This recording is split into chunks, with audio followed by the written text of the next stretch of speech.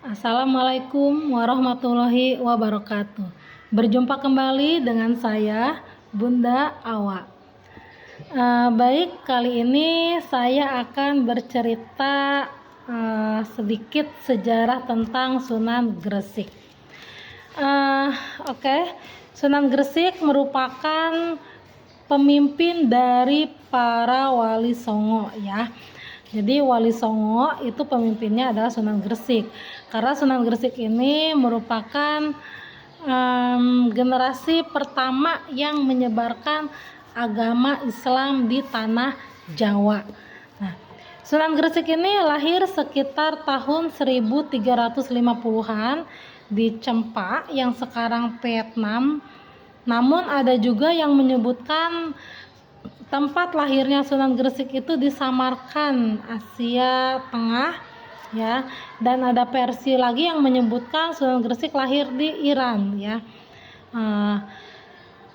Sunan Gresik ini datang ke Nusantara pada abad ke-14 atau pada tahun 1400-an ya, 1400-an di tanah Jawa. Tepatnya di daerah Jawa Timur, yang pada saat itu di Jawa Timur itu berkembang kerajaan Hindu, yaitu kerajaan Majapahit ya. Nah, Sunan Gresik ini atau nama aslinya, memiliki nama asli Maulana Malik Ibrahim. Ayahnya bernama Syekh Jumadil Kubro ya. Syekh Jumadil Kubro itu makomnya pun ada di Indonesia ya, kalau tidak salah itu di daerah Semarang, di Semarang ya. Jadi cerita sedikit ya, jadi saya pernah ke makam Syekh Jumadil Kubro ya.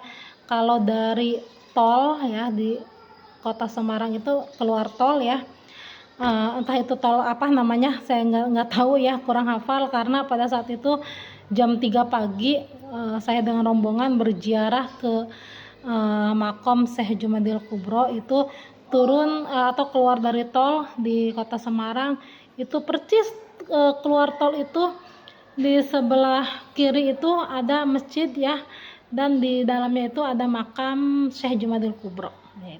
Itu sekilas ya tentang ayahanda dari Sunan Gresik ini.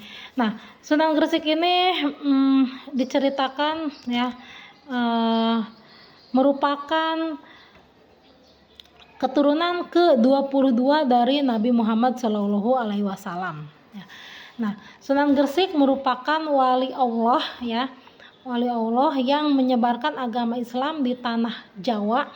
Metode yang dilakukan oleh Sunan Gresik itu menggunakan metode yang pendekatan ke masyarakat ya. Jadi Sunan Gresik ini terkenal dengan sunan yang sangat ramah ya, yang sangat ramah, yang lemah lembut, sehingga masyarakat banyak simpatik gitu ya, simpatik terhadap keramahan dan lemah lembutnya dari Sunan Gresik, sehingga banyak masyarakat yang memeluk agama Islam karena melihat kelembutan dan keramahan dari Sunan Gresik. Walaupun Sunan Gresik itu berada di tengah-tengah masyarakat yang masih menganut agama pribumi ya, bukan agama, yang menganut kepercayaan pribumi. Pada saat itu ada kepercayaan namanya animisme dan dinamisme ya. Animisme itu masyarakat percaya kepada roh-roh nenek moyang. Dinamisme itu masyarakat itu masih percaya kepada benda-benda yang dianggap goib ya, seperti batu besar atau keris ya, atau pohon besar ya. Itulah kepercayaan bangsa Indonesia pada zaman dulu ya. Jadi masih menganut kepercayaan animisme dan dinamisme. Dan selain itu juga udah menyebar agama Hindu ya. Nah, di tengah-tengah masyarakat yang memeluk agama Hindu dan masih percaya kepada animisme dinamisme, namun Sunan Gresik ini tidak menentangnya ya, tidak menentang secara keras. Beliau ini sangat laun-laun gitu ya, mengajak masyarakat untuk memeluk agama Islam dengan keramahannya, dengan lemah lembutnya. Itulah yang menarik masyarakat untuk memeluk agama Islam ya. Nah, Sehingga di masyarakat Sunan Gresik ini terkenal dengan kakek bantal ya, terkenal dengan kakek bantal. Nah itu yang selanjutnya Sunan Gresik ini menyebarkan agama Islam di tanah Jawa. Setelah mapan di tataran masyarakat, Sunan Gresik ini berkunjung ke kota kabupaten dari kerajaan Majapahit ya. Nah, Sunan Gresik ini disambut oleh Raja Majapahit ya. Meskipun Raja Majapahit tidak memeluk agama Islam karena masih kental dengan ajaran Hindunya ya, meskipun tidak memeluk agama Islam, tapi Raja Majapahit ini menyambut hangat kedatangan dari Sunan Gresik, disambut dan diterima secara baik di kerajaan Majapahit.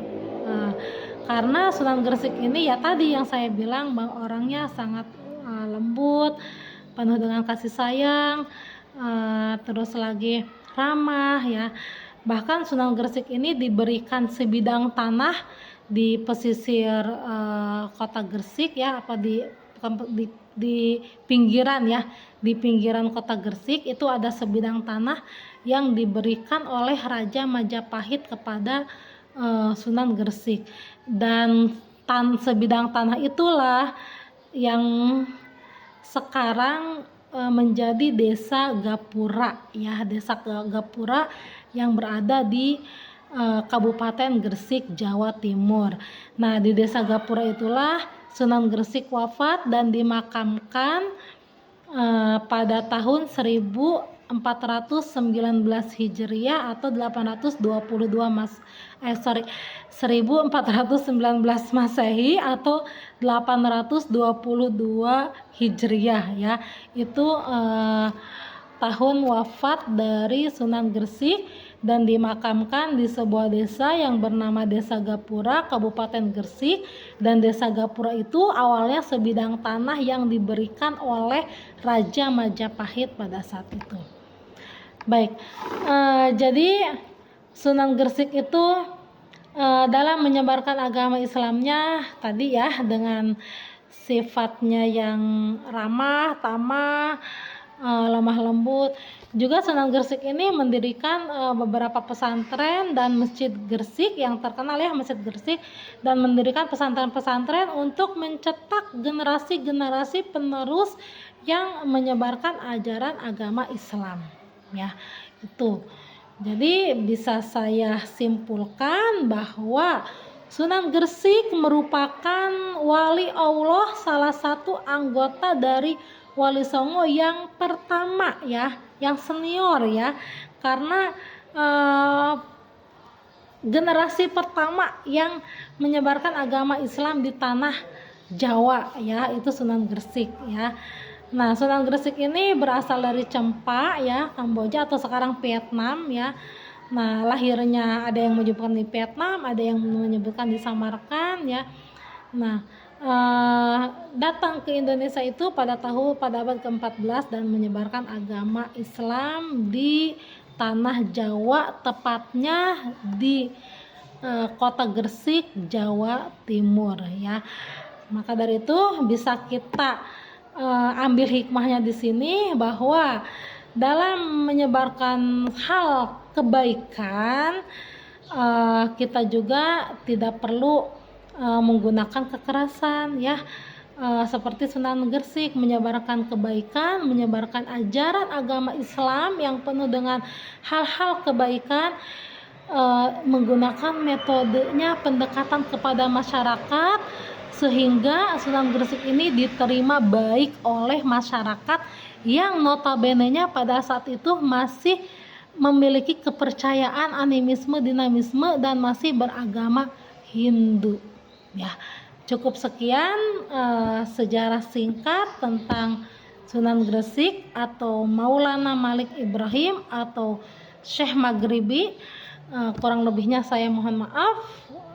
Wabillahi taufiq wal hidayah. Assalamualaikum warahmatullahi wabarakatuh.